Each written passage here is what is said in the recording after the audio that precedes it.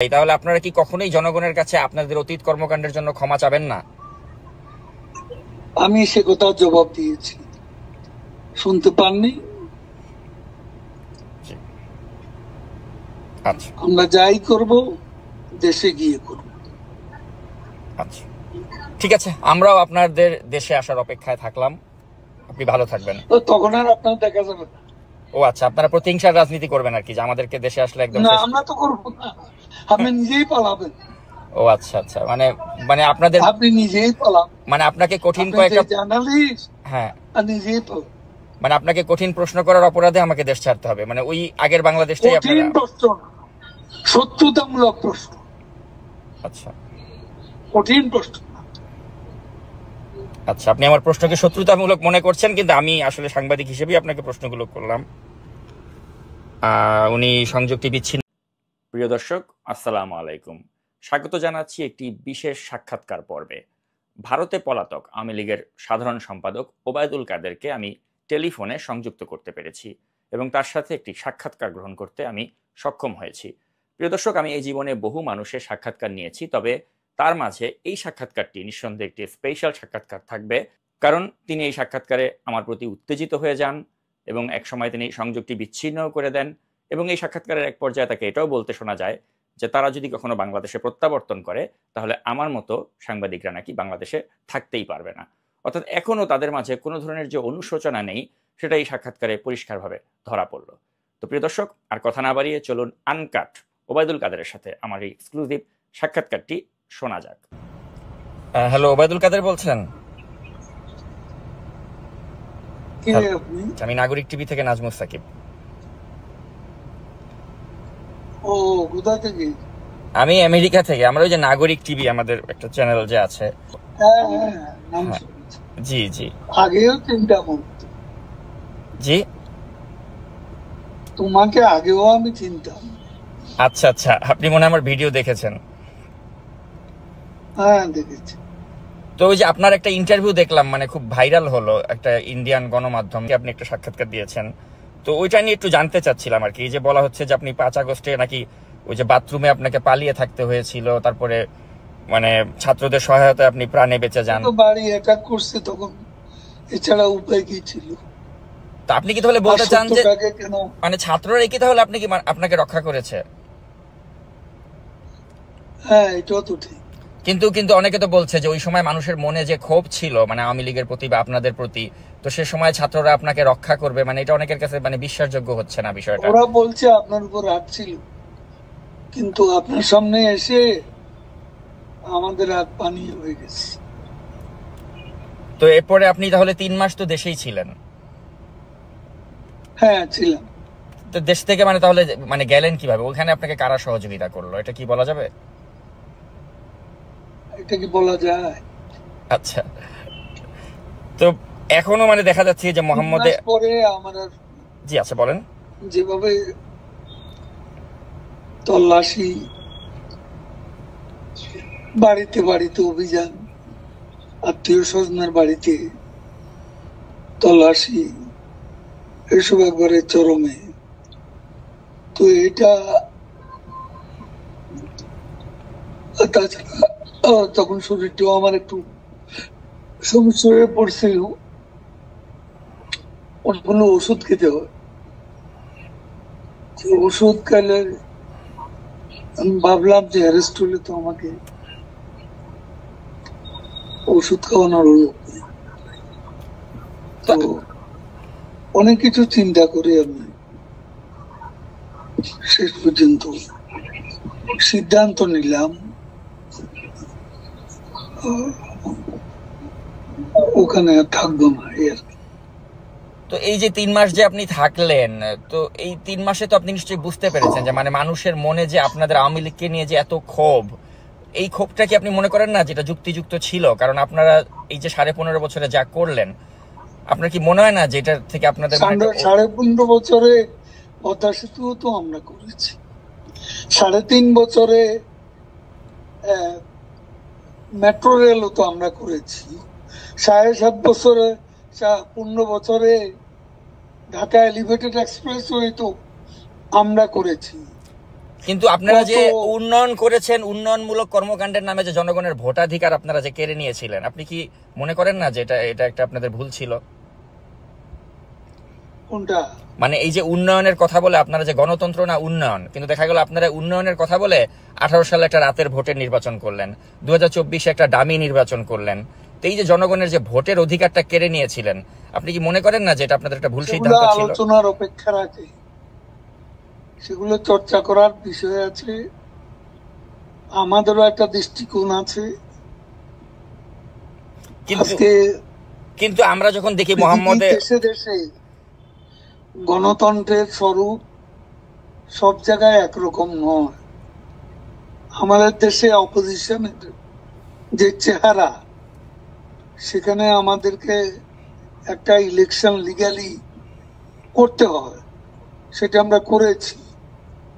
এটা কিন্তু উন্নয়নকেও আমরা, দেশের মানুষ যা চায়, আজকে আপনি অপিনিয়ন পোল নেন, বেশিরভাগ লোক শেখ হাসিনা আবার আসুন, এবং শেখ হাসিনাকে আমরা চাই, এই কথা আজকে মানুষের মুখে। ইলেকশনটা হলে বুঝবেন না, কিন্তু এটা তো আপনি যেহেতু আওয়ামী লীগ করেন আপনি সেটা বলছেন, মানুষ শেখ হাসিনাকে বলবে। কিন্তু পাবলিক পারসেপশন হচ্ছে যে আপনি দেখেছেন যে শেখ হাসিনা যদি সত্যি মানে ওই সিচুয়েশন থাকতেন, দেশে থাকতেন, ওনাকে তো দেশ ছেড়ে পালিয়ে যেতে হয়েছে। তো এটা কি তার রাজনীতির জন্য একটা লজ্জাজনক অধ্যায় না? আমি এটা মনে করি না। তখন তার বেঁচে প্রয়োজন ছিল, কারণ তাদের সেদিন প্ল্যানই ছিল তাকে কিল করবে।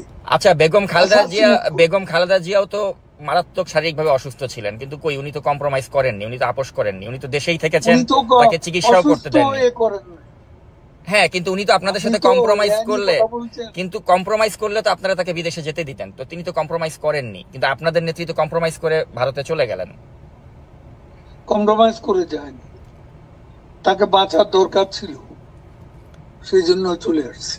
কিন্তু আপনার কি মনে হয় না যে আপনারা ওই সময়টাতে যখন শাসনভারে ছিলেন তখন আপনারা এমন সবকিছু, বাংলাদেশে অপিনিয়ন পোল নেন, মানুষ কাকে সমর্থন করে, আমি সেই কথাই যাচ্ছি। আচ্ছা, সেটা ঠিক আছে, এটা আপনি যেহেতু আওয়ামী লীগ করেন আপনি ভাববেন বা বিশ্বাস করবেন যে আপনার দলের প্রতি মানুষের সেবাও পাবো কেন? দেশে পাবলিক অপিনিয়ন কোন জায়গা, এটা কি আপনি জানেন না? এখন আপনি একটা দলের সমর্থক হলে তো জানবেন না, এটাই স্বাভাবিক। না, আমি কোনো দলেরই সমর্থক না, আমি যখন না, আমি কখনোই বায়াস না।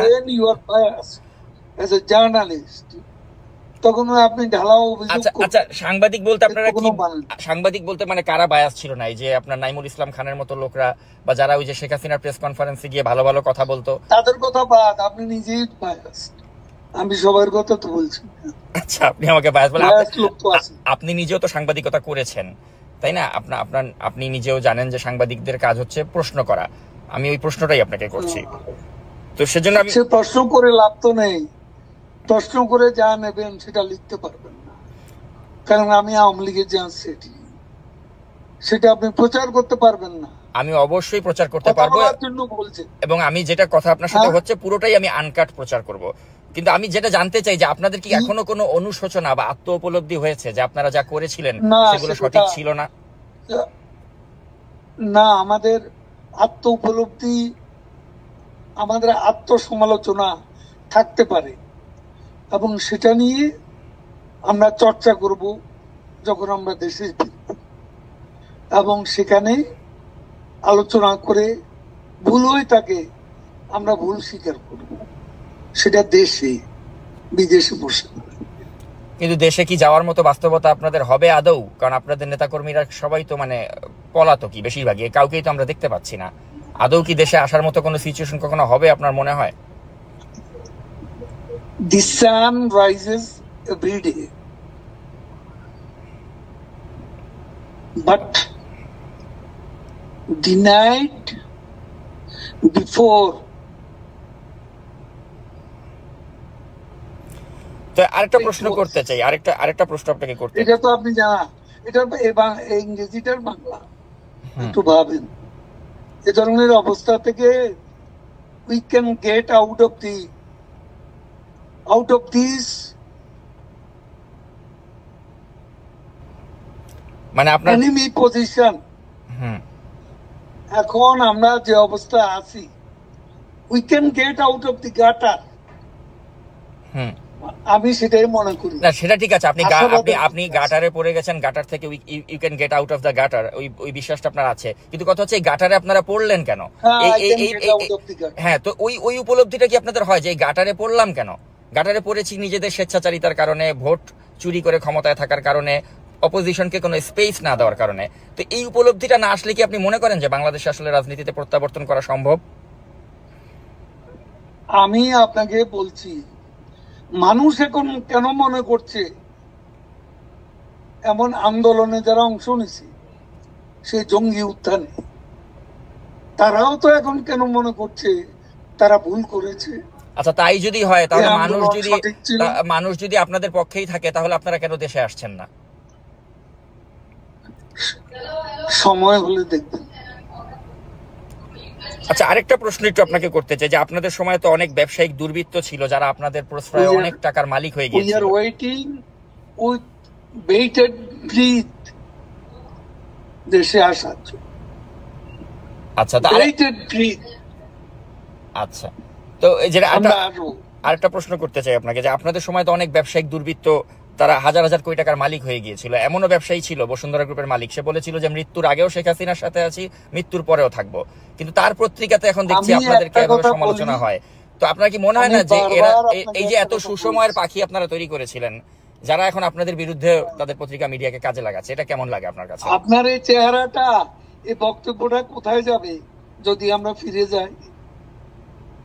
তখন আপনার খুশি হতে বলবো, মানে কি আপনারা আবার ওই প্রতিহিংসার রাজনীতি করবেন যে যারা সমালোচনা করছে? এখন একটু একটা নিজের রাজনৈতিক একটা ক্যারেক্টার আছে, সেটা প্রকাশ ঘটাচ্ছে। না, আমি সাংবাদিক হিসেবে আপনাকে জাস্ট প্রশ্ন করছি, আমি কিন্তু কোনো আমার you are not journalist, you are biased, partial journalist. আচ্ছা, তাহলে বায়াসড কে? না ওই নাইমুল ইসলাম খানের মতো লোকরা। জার্নালিজমের একটা নিউট্রালিটি থাকে, এটা আপনার নাই। আপনি তো অ্যাটাক করতেছেন একটা পক্ষ হইয়া। ইউনূসের লোকেরা যেভাবে বলে, ফান্ডামেন্টালিস্টরা আজকে যেভাবে আমাদের বিরুদ্ধে বলে, আপনি তাদের সেই চিন্তা চেতনার প্রতিধ্বনি করছেন। এই ধরনের আমার সাথে কথা বলে লাভ কি? আর আমাদের দল নিষিদ্ধ, এখন আপনি এটা তো প্রকাশ করতে পারবেন না, দরকার কি আমার ইন্টারভিউ? না, তারপরে আমি যেটা জানতে চাই আপনার কাছে শেষ পর্যন্ত, যে মানে আপনাদের কি মনে হচ্ছে না যে আপনারা জনগণের কাছে? I don't want to talk to you. আচ্ছা, আপনি প্রশ্ন করছেন, তো প্রশ্নের মধ্যে আপনার পার্সিয়ালিটি প্রকাশ ঘটাচ্ছেন। আপনি একটা পলিটিক্যাল ক্যাম্পের সাথে জড়িত, সেটার প্রকাশ ঘটাচ্ছেন। প্রশ্ন এইভাবে করে না, একজন নিউট্রাল জার্নালিস্টের প্রশ্ন এরকম হয় না। আচ্ছা, শেষ প্রশ্ন আপনাকে যেটা করতে চাই, তাহলে আপনারা কি কখনোই জনগণের কাছে আপনাদের অতীত কর্মকাণ্ডের জন্য ক্ষমা চাবেন না? আমি সে কথা জবাব দিয়েছি, শুনতে পাননি? আচ্ছা, আমরা যাই করব দেশে গিয়ে করব। আচ্ছা, ঠিক আছে, আমরাও আপনাদের দেশে আসার অপেক্ষায় থাকলাম। আপনি ভালো থাকবেন। তখন আর আপনার দেখা যাবে না। ও আচ্ছা, আপনারা প্রতিহিংসার রাজনীতি করবেন আর কি, যে আমাদেরকে দেশে আসলে একদম? না, আমরা তো করব না, আপনি নিজেই পালাবেন। ও আচ্ছা আচ্ছা, মানে আপনাদের, আপনি নিজেই পালাবেন, মানে আপনাকে কঠিন কয়েকটা জার্নালিস্ট, হ্যাঁ, নিজেই পালাবেন, মানে আপনাকে কঠিন প্রশ্ন করার অপরাধে আমাকে দেশ ছাড়তে হবে, মানে ওই আগের বাংলাদেশটাই আপনারা? কঠিন প্রশ্ন, সত্যতামূলক প্রশ্ন। আচ্ছা, কঠিন প্রশ্ন। আচ্ছা, আপনি আমার প্রশ্নকে শত্রুতামূলক মনে করছেন, কিন্তু আমি আসলে সাংবাদিক হিসেবেই আপনাকে প্রশ্নগুলো করলাম। উনি সংযুক্তি বিচ্ছিন্ন